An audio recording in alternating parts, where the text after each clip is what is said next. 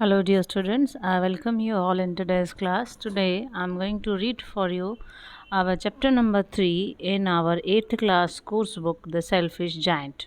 Let's start the chapter. The giant's garden was beautiful and children loved to play in it. यहाँ पर जो कहानी है वो एक सेल्फिश जायंट के बारे में है, एक स्वार्थी दैत्य के बारे में है, एक स्वार्थी राक्षस के बारे में है, जिसका एक बहुत ही सुंदर सा गार्डन था और बच्चों को उसमें खेलना बहुत ही पसंद था. The giant who was selfish built a high wall round his lovely garden. और उस जाइंट ने क्या किया, क्योंकि वो बहुत सेल्फिश था तो उसने उस गार्डन के चारों तरफ एक ऊंची दीवार बनवा दी. Children did not enter the garden thereafter. और इसलिए उसके बाद से बच्चे उसके अंदर प्रवेश नहीं कर सकते थे. Nor did spring and summer till the giant experienced a change of heart. और उस गार्डन के बाद, उस दीवार के खड़े होने के बाद स्प्रिंग और समर भी एंटर नहीं कर पाए, जिसके कारण क्या हुआ, जायंट को एक नया एक्सपीरियंस हुआ और उसका हार्ट चेंज हो गया, उसका हृदय परिवर्तन हो गया. Every afternoon as they were coming from school, the children used to go and play in the giant's garden. हर दोपहर को बच्चे स्कूल से आते और वो जायंट के उस दैत्य के गार्डन में जाते और वहाँ पर खेलते. It was a large lovely garden with soft green grass here and there. Over the grass stood beautiful flowers like stars, and there were 12 peach trees that in the springtime broke out into delicate blossoms of pink and pearl, and in the autumn bore rich fruit.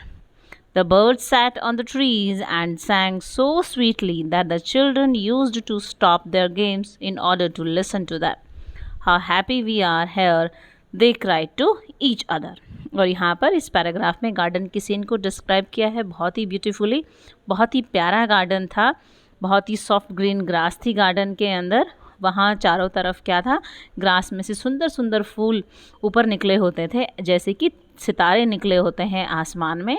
और उस garden में 12 peach trees थे, आड़ू के पेड़ थे 12, जो spring time पर, जिनमें क्या होते थे, बहुत ही नाजुक से फूल खिलते थे पिंक कलर के मोतियों जैसे.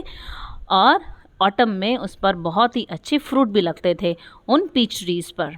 और जो बर्ड्स थे वो पेड़ों पर बैठ जाते थे. बच्चों को जब वो खेलते हुए देखते थे तो वो अपना गाना गाना भी बंद कर देते थे. उन्हें बच्चे इतने प्यारे लगते थे बर्ड्स को. How happy we are here, they cry to each other. और बच्चे how happy we are here, actually बच्चे नहीं, यहाँ पर बर्ड सोच रहे हैं कि वो कितने हैप्पी हैं यहाँ पर. One day the giant came back. He had been to visit his friend the Cornish ogre and had stayed with him for 7 years. एक दिन जायंट वापस आ गया. एक्चुअली जो जायंट है ना, वो बाहर गया हुआ था अपने एक फ्रेंड से, एक दूसरे राक्षस से मिलने, कॉर्निश ऑग्रे से मिलने. और कॉर्निश ऑग्रे कौन था, इसके बारे में कहानी है यूके में कि वो आदमियों को खाता था, वो आदमी को खाने वाला राक्षस था और वो 7 सालों तक वही रहा. When he arrived, he saw the children playing in the garden. और जब वो जायंट अपने फ्रेंड कॉर्निश ऑग्रे से मिलकर वापस आया तो उसने देखा वहाँ पर बच्चे खेल रहे थे गार्डन में. What are you doing here? He cried in a very gruff voice and the children ran away. और वो जायंट ज़ोर से चिल्लाया, बहुत ही रफ आवाज़ में उसने जब ज़ोर से आवाज़ दी कि तुम यहाँ पर क्या कर रहे हो, तो सारे बच्चे डर के वहाँ से भाग गए. My own garden is my own garden, said the giant. और जायंट ने कहा, मेरा खुद का गार्डन मेरा खुद का गार्डन है. Anyone can understand that, and I will allow nobody to play in it but myself. So he built a high wall all around it and put up a notice board. तो उसने क्या किया, उसने कहा कि मेरी garden में कोई भी नहीं आएगा मेरे अलावा, क्योंकि ये गार्डन तो सिर्फ मेरा है. तो उसने चारों तरफ क्या कर दी, एक दीवार बनवा दी. उसने कहा कि अब इसके अंदर मेरे अलावा कोई नहीं आएगा. और उससे क्या हुआ, उसके बाद उसने एक नोटिस भी लगा दिया. उस पर नोटिस पर लिखा था, ट्रेसपासर्स विल बी प्रोसिक्यूटेड, कि अगर कोई उसके गार्डन में एंट्री करेगा उसकी विदाउट परमिशन तो वो क्या होगा, उसको कोर्ट में वो पनिशमेंट के लिए लेके जाएगा, उस पर वो केस कर देगा. He was a very selfish giant. वो जायंट बहुत ही सेल्फिश था. The poor children had now nowhere to play. अब बेचारे बच्चे को खेलने के लिए कोई जगह ही नहीं थी.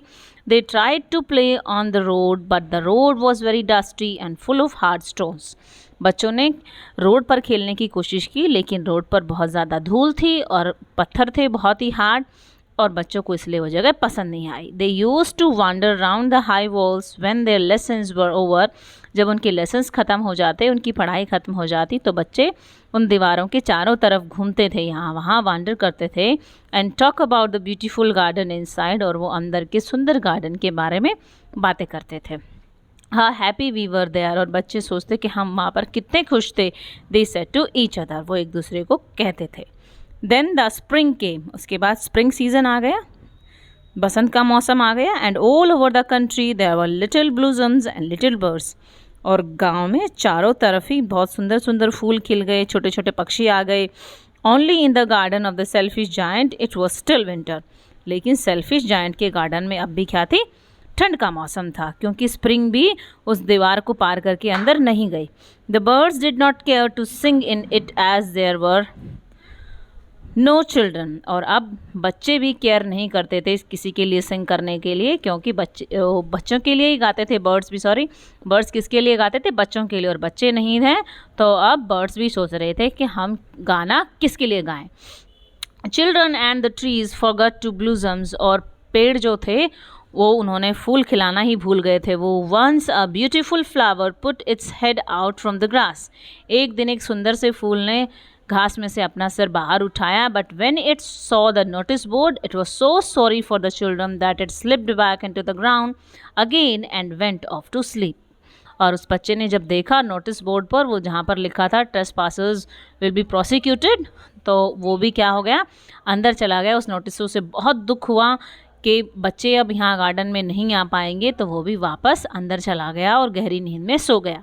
The only people who were pleased were the snow and the frost, अब वहाँ पर खुश जो थे वो दो ही व्यक्ति थे, एक बर्फ और दूसरा पाला। Spring has forgotten this garden they cried, और पाला और बर्फ आपस में चिल्लाए कि बसंत तो अब इस गार्डन को भूल गया है। So we will live here all the year round, तो अब हम सारा साल यहाँ रहेंगे। The snow covered up the grass with her great white cloak, snow ने अपने सफ़ेद कंबल के साथ पूरी ग्रास को ढक दिया। And the Frost painted all the tree silver, और चारों तरफ पाला फैल गया, सारे पेड़ों पर पाला जम गया। ऐसे लग रहा था जैसे पेड़ों पर किसी ने वाइट कलर का, सिल्वर कलर का पेंट कर दिया हो। Then they invited the north wind to stay with them, और फिर बर्फ़ ने और पाले ने क्या किया, स्नो और फ्रॉस्ट ने, उन्होंने नॉर्थ विंड को, पूर्वी हवा को भी बुला लिया। और जब नॉर्थ विंड वहाँ पर आया, ही वॉज रैप्ड इन फर्स, वो अपने पंखों में लिपटा हुआ था। And he road all day about the garden, फिर वो सारा दिन गार्डन में यहाँ वहाँ चिल्लाता रहा, घूमता रहा। And blue the chimney pots down, और उसने चिमनी में जो बर्तन थे जहाँ आग जलती थी उसने उनको भी बुझा दिया। This is a delightful spot he said, और नॉर्थ विंड ने भी कहा ये तो बहुत ही अच्छी जगह है। We must ask hail on a visit, हमें ओलों को भी यहाँ एक विजिट पे करने के लिए बुलाना चाहिए। सो द हेल केम, तो इसलिए फिर ओले भी आ गए। Every day for 3 hours he rattled on the roof to the castle till he broke most of the slates, और हर रोज़ 3 घंटे तक फिर ओलों की बरसात होती, जब तक कि छत की जो स्लेट्स थी वो टूट नहीं जाती, तब तक ओले गिरते ही रहते। And then he ran round and round the garden as fast as he could go, और फिर वो हेल जो था वो चारों तरफ गार्डन में यहाँ वहाँ चक्कर काटता, जब तक जहाँ तक कि वो जा सकता था। He was dressed in grey, उसने ग्रे कलर के कपड़े पहन रखे थे, मतलब हेल्स जो थे वो ग्रे कलर के थे। And his breath was like ice, और उसकी जो ब्रेथ थी, उसकी सांसें थी, वो बिल्कुल बर्फ़ जैसी ठंडी थी। I can not understand why the spring is so let in coming, said the selfish giant.